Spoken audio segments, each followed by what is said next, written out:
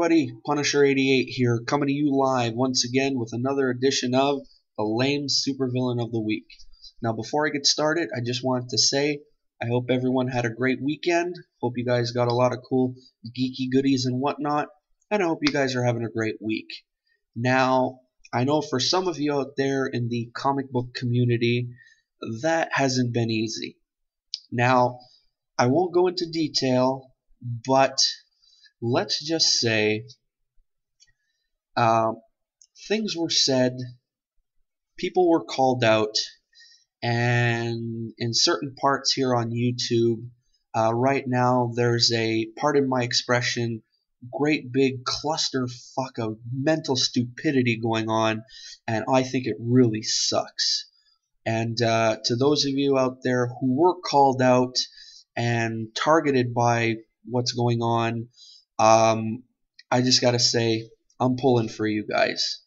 I know I myself may not have as much pull as some of the other comic book channels in our community, but just the same, being part of a community, I feel that, we gotta stick together somehow, and when something's going on, we try and show our support one way or another. So that's just what I'm doing. I just want to let you guys know that I'm backing you 100%, and I'm not going to name names who were affected by this, but they know who they are. And again, I'm pulling for you guys, and yeah, chin up, pretty much. So anyway, with the negativity aside, on the bright side, it's Wednesday, and Wednesday means new comics. And from what I've seen, there's some pretty cool stuff coming out this week. And yes, I know Spider-Gwen #1 comes out today, and yes, I did reserve a copy like a week or two in advance, just so I wouldn't have to go through the same situation I did with Spider-Verse #2. At least I'll know I'll be getting a first print of Spider-Gwen #1 and not settling for a third print. So, but the other book that I'm really looking forward to that comes out today is the Thor Annual #1. Why the Thor Annual? Well, it marks the start of CM Punk's writing with Marvel Comics. And I've been a fan of CM Punk for a long time, being a wrestling fan and everything. And when I heard that he was going to Marvel to start writing, I was like, oh, this is cool. I was curious what character he would be writing on and everything. And when I heard that he was going to be writing on Thor, I was like, oh, even cooler. And I was like, whenever the first book with his writing comes out, I want to get it. And so that day is today. And yes, I reserved a copy of the Thor Annual as well. I won't be picking it up today, but I will be stopping by my local shop Friday, and I'll be picking up my bundle of books. And yes, I will do a haul video for you guys to show you what I got. Sounds cool? Alright, so now that I've said my piece, what do you say we get to today's lame supervillain, shall we? Alright, so today we're taking a look at a character by the name of, wait for it, the Eraser. Yeah, I know, it's pretty lame. He made his first appearance in Batman issue 188 in December of 1966, and was created by John Broome, or Brome. I'm not 100% sure how to pronounce his last name. I apologize for botching it. The Eraser, also known as Lenny Fiasco, was a college classmate of Bruce Wayne, and was repeatedly mocked by his fellow students for all the mistakes he made in class. The few people who remembered Lenny always pictured him with eraser in hand, correcting his mistakes. The only girl Lenny ever wanted was a classmate by the name of Celia Smith, and he planned to take her to the school's ice carnival. Well, Lenny was crushed when she chose to go with Bruce Wayne. Feeling bitter, he turned to a life of crime, developing an eraser costume that could eliminate all evidence from a crime scene. Wow, they just don't make stuff like this anymore. He took out ads as the Eraser in the Secret Underground, which was a newspaper aimed at Gotham's small-time criminals. For 20% commission before taxes, the Eraser offered to remove all clues at a crime scene before a police investigation could be conducted. His saying was, "Don't take chances, let the Eraser erase every clue from your crimes." In his full suit and mask, the Eraser resembled a living, breathing number 2 pencil. But as ridiculous he may have looked, or as lame as he may have been, he was actually pretty good at his job. And the police were always baffled at the lack of clues at a series of different bank robberies that he took care of. So, what did the police do? They called on Batman, who disguised himself as an organ grinder and hired the Eraser for a mock robbery. The Eraser then removed his mask, showing how the Eraser helmet mounted on it was treated with a special compound that removes everything, even the almost invisible impressions made by soles of shoes.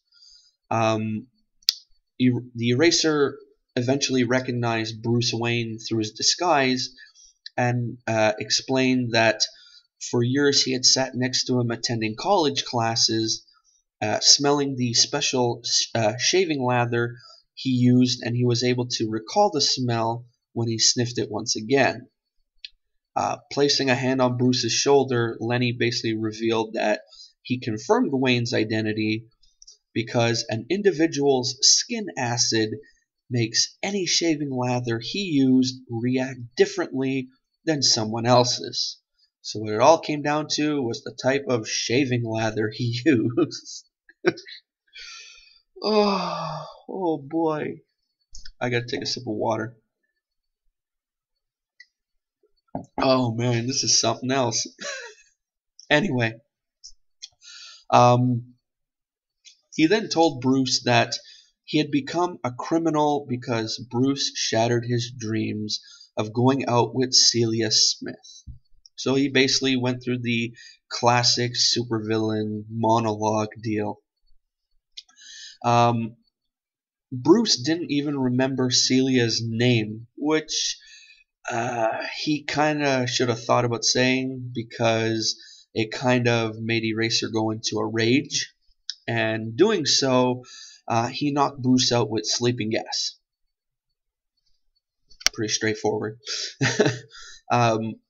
Later on, Bruce awoke at the Eraser's headquarters, where he saw that he was constructing a recreation of the college ice carnival.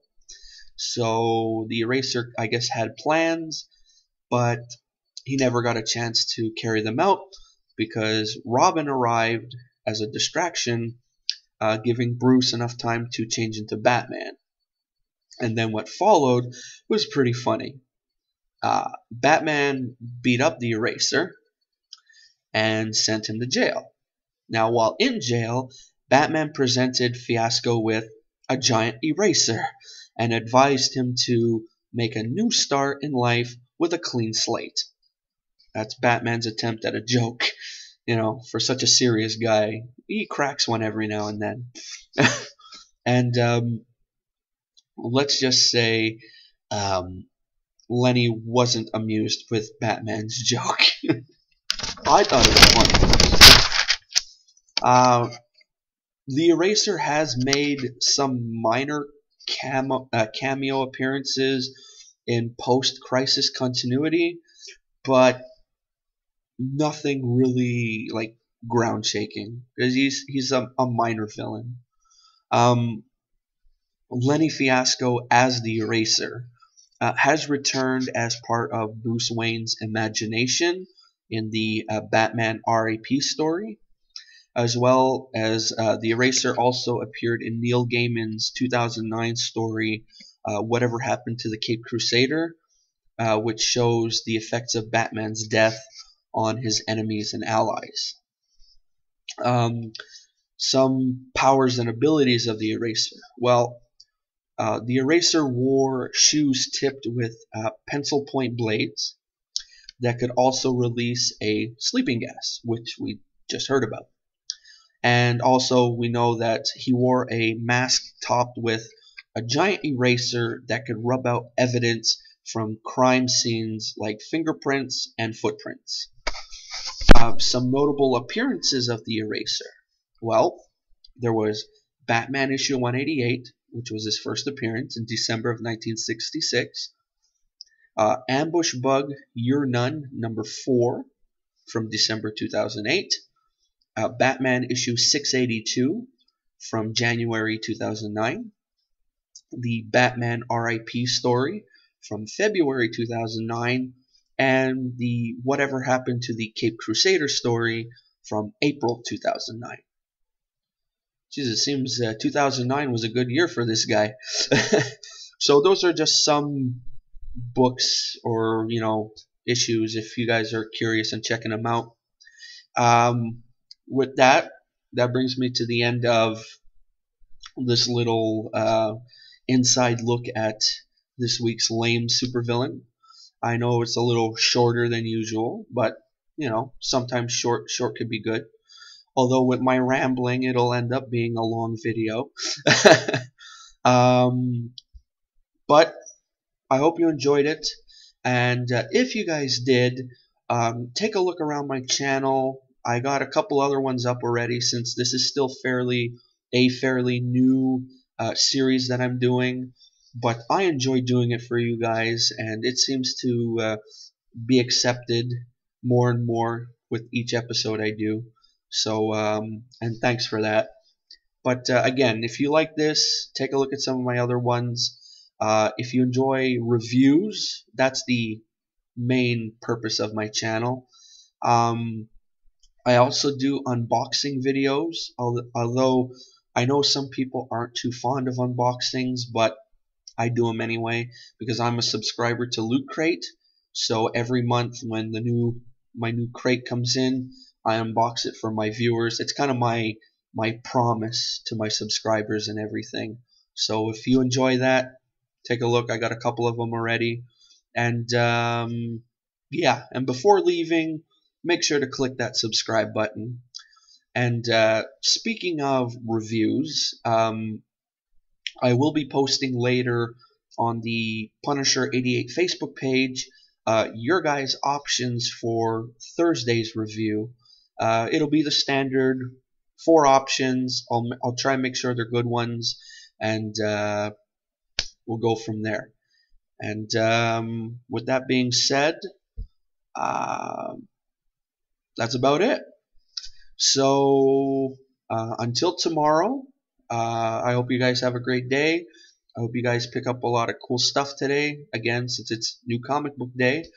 And I'll see you then. Alrighty? So before I start rambling, I'm going to cut it here. I'm going to say to you guys, this is Punisher 88 signing off. See ya.